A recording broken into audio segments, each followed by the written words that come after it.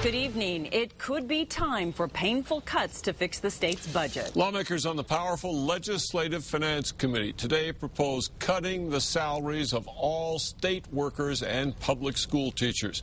This year's legislature meets in 2 weeks, and there are no easy fixes to the $500 million deficit. Here's News 13's Michael Herzenberg. You spend less, so the state takes in less in taxes. That's primarily why the state is looking at a deficit of hundreds of millions of dollars for the 2011 budget, which starts this July. We all know it's going to be a difficult session.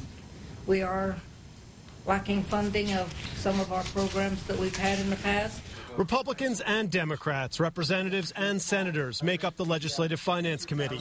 Today, those lawmakers recommended more budget cuts and cutting the salaries of all state workers and public education employees by 2%. And that means, cut people take-home pay. LFC Chair Representative Lucky Varela doesn't like it. Unions like it even less. The Legislative Finance Committee isn't doing their job. Unions say don't make things worse for people just getting by, adding lawmakers should look at raising taxes. There's no reason why they have to make this recommendation without even looking at the revenue side. So I say they need to go back and they need to do their job.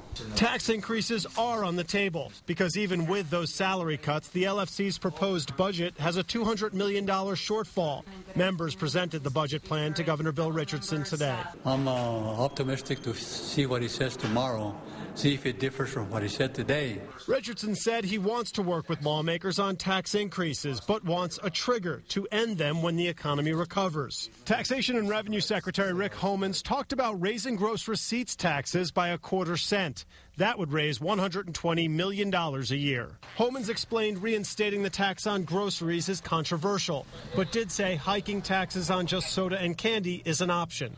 He also said there is support for raising the so-called sin taxes. That's on alcohol and cigarettes. Not all lawmakers agree. I'd be very hard-pressed to vote for tax increases.